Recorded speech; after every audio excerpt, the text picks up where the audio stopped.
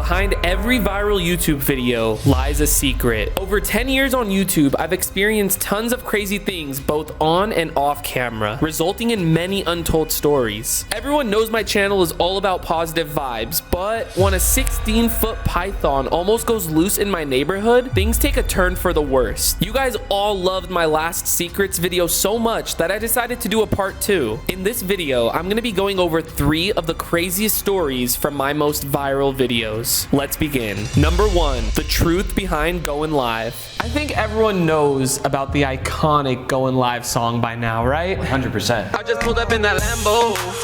I'm so hot, I need a fan on. There is a secret you may or may not know about Going Live that'll blow your mind. I would say more than just a secret. Like, there's a lot behind this one that I feel like they deserve to know. As of right now, Going Live is the second most popular video on my YouTube channel. It wasn't even supposed to be a thing. I wasn't ever supposed to make a song. Let's dive deep into that day. The date was November 10th, 2019. Noah and I were in LA. We didn't have a video idea. As we never usually do. We're actually in Los Angeles. We're in front of a professional studio, and we're gonna see what it's like to make a song in less than 24 hours. We never knew what we were filming until the day of. We used to come up with stuff on the spot, but I think that's what made the videos more fun. And some of those ideas end up being some of the most viral on my channel, and they were last minute. We were like, what the hell do we film? We have a wide variety of ideas that we can do. A lot of resources. Yeah, we're in LA. So my old manager at the time is like, yo, my friend owns a studio. Have you ever made a song? And I'm like, nah, that sounds lit. Yeah, and we went for it. So we went to the studio. I've never made a song. I'm kind of scared and nervous because I'm like, bro, I don't like my voice. We in here, we in the studio, let's go. When you're jumping into something you've never done before, you kind of want to just like grasp it even a little bit so you don't look dumb. Like, obviously everyone is going to be bad when they start, but you want to go in putting your best effort, and I think you did. Like, yeah. You definitely tried your hardest, and you went in there with an open mind, and you're stepping out of your comfort zone. And when we pulled up, there was already 2 people there to help us out. Yeah, there was 2 producers in there. Me and Noah walked in. About to play some beats right now. See what I can hop on.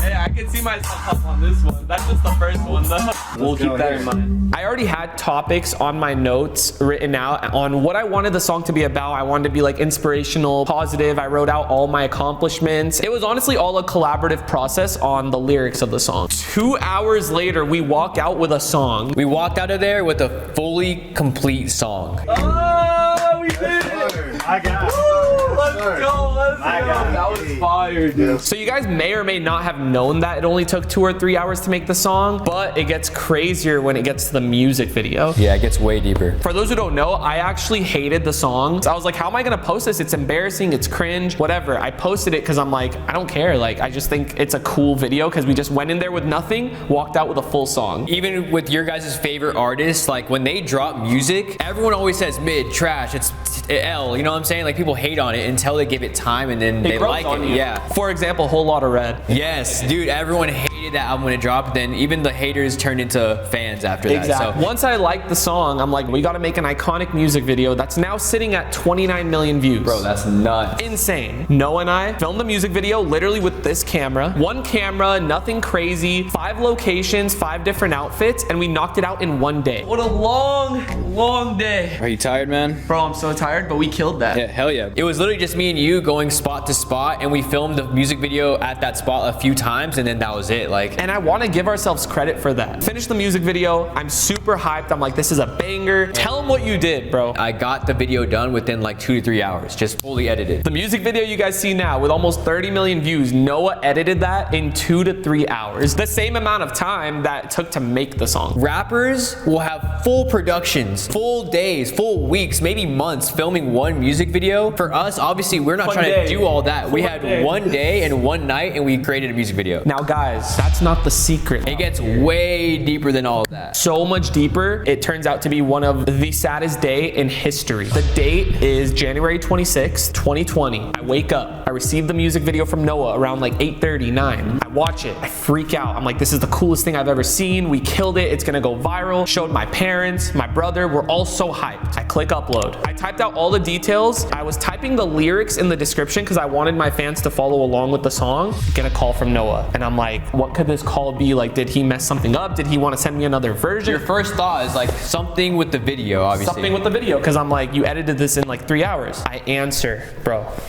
Kobe died.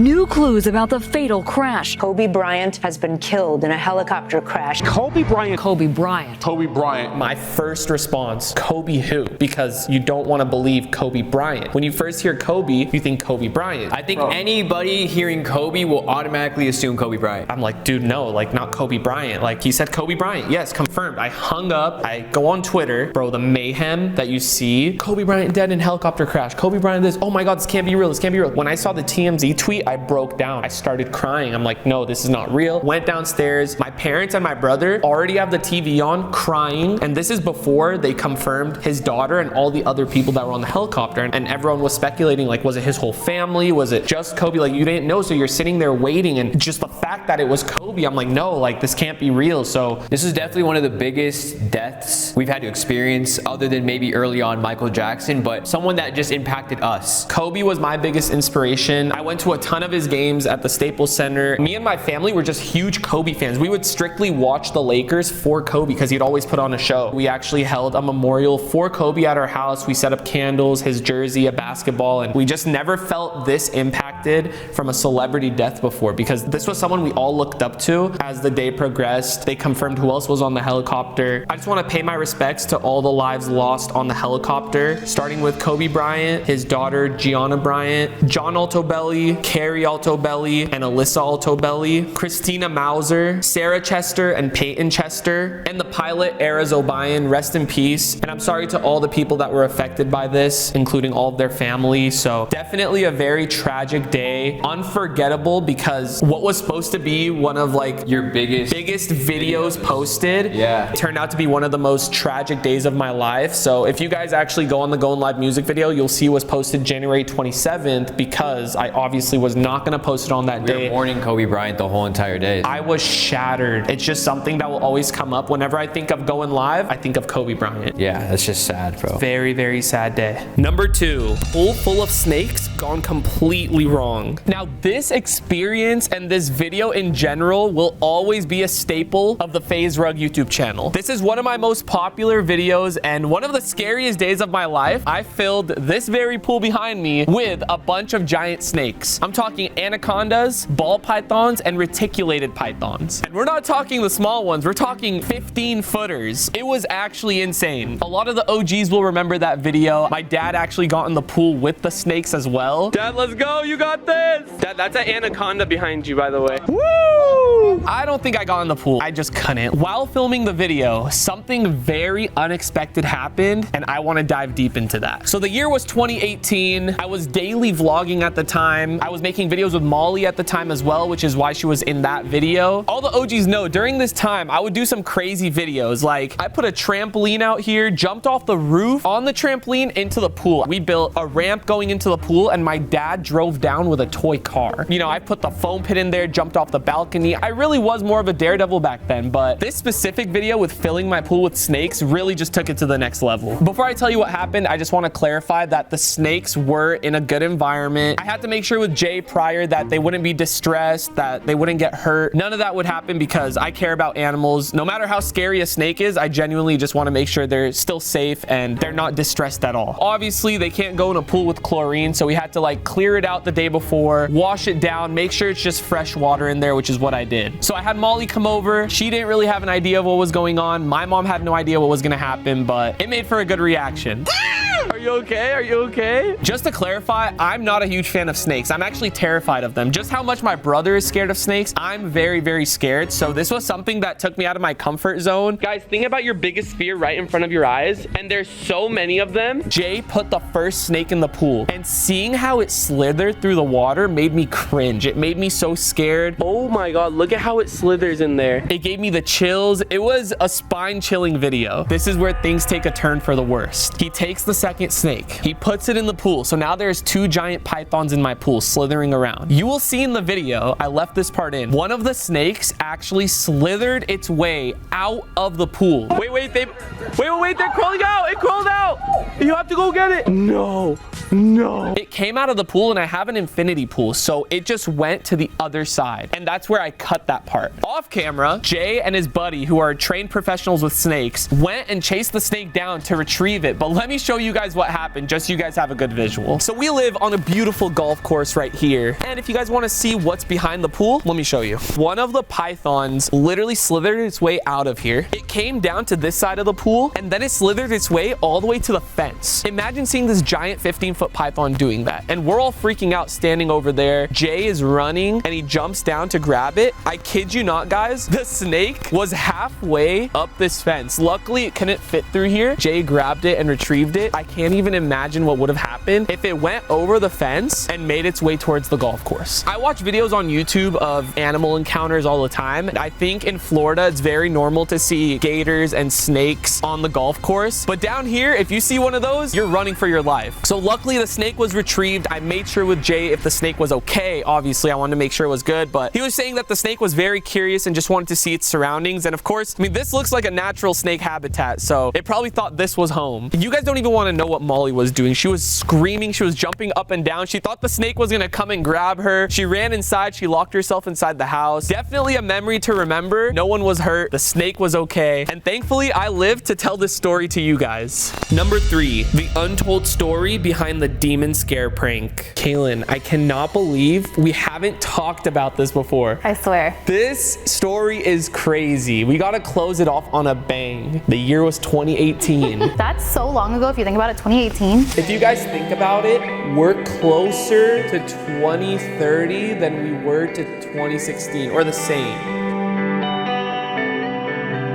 I'm not gonna lie, 2016 was the best year of my life. But anyways, let's get right into it. I thought of a banger prank idea to do on my cousins Jessica and Chanel, and I needed some help with it. And who better than me? Kaylin, she doesn't really want to be on camera right now, but you wanted to help with the prank, you know? Of course. Anything to help. And at this time, honestly, you weren't on my channel a lot. I wasn't. It was every once in a while I'd pop in the Yeah. ex-girlfriend videos. I needed Kaylin to dress up in a white dress with fake blood on it, pretty much play the role of the Ring, aka Samara, in the middle of the road at midnight. And we have to hurry because Jessica and Chanel are on their way.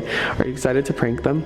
Yeah, I mean, they had it coming. On a long, scary road at midnight in the dark, there's not lights, there's not anything. Nope. Let me just tell you guys, I am a huge chicken. So the fact that this man asked me to do something I was terrified of. But you agreed. I agreed and I conquered my fears, I'll tell you that much. I told my cousins Jessica and Chanel that there's this new trend going around YouTube called Midnight Carpool Karaoke. Yeah. Welcome to Midnight Carpool Karaoke. Thanks. I hope you're all having a great night. The whole objective is that we were gonna run into Kaylin, who was standing in the middle of the road playing this scary demonic girl with blood on her white dress and her hair all in front of her face. Yeah. I just wanted to get my cousins' reactions just to see like what they would do.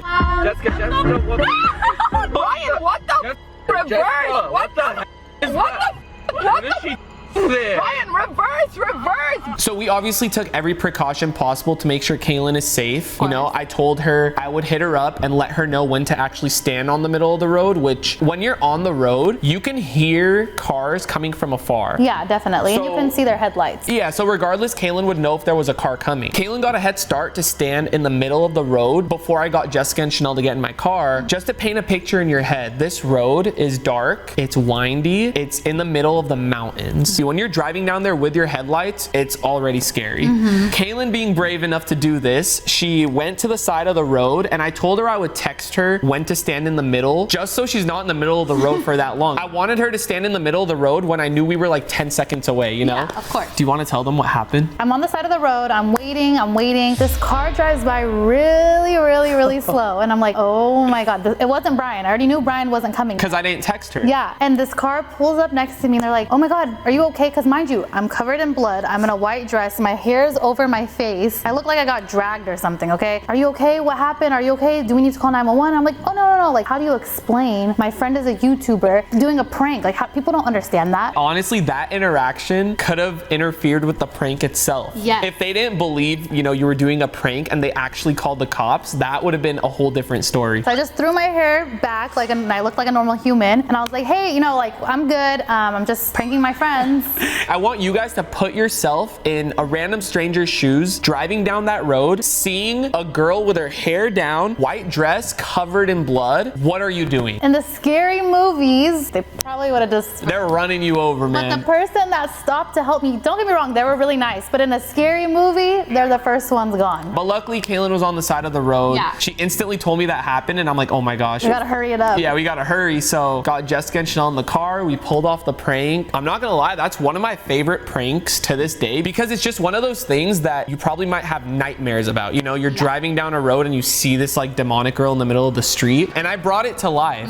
It was one of the funniest reactions. What the is what the what is she there? Ryan, reverse. The fact that the cops almost were called. There's also a ton of wild animals in that area. I've seen mountain lions around there before. I've seen deer. I've seen coyotes. I'm just bait. They're waiting for a good dinner. Luckily, no one was hurt and the prank didn't go wrong. But hey, lesson learned. Kaylin, you're here today. I am. We made for a banger video. Definitely. Next time you play the person on the middle of the road.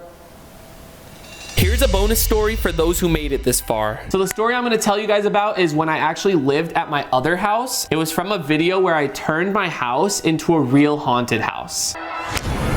Welcome to the Rug Man. I was really new to the neighborhood. I actually only lived in that house for about 6 or 7 months. So this was about 2 months into me living in that new neighborhood. I still haven't met all my neighbors. I was fresh. It was Halloween time, and of course, that's my favorite time of month, especially when it comes to YouTube. I love doing haunted videos. I love going to haunted houses. So I thought of making a video turning my house into a real haunted house. I hired a bunch of actors. We had smoke machines. I literally painted my entire face. I hired a makeup artist to turn me into Frankenstein. I wanted this video to be a banger. So we're filming. There's a lot of screaming going on because of course my family that was in it. It's a scary haunted house, so you're gonna be screaming in a haunted house.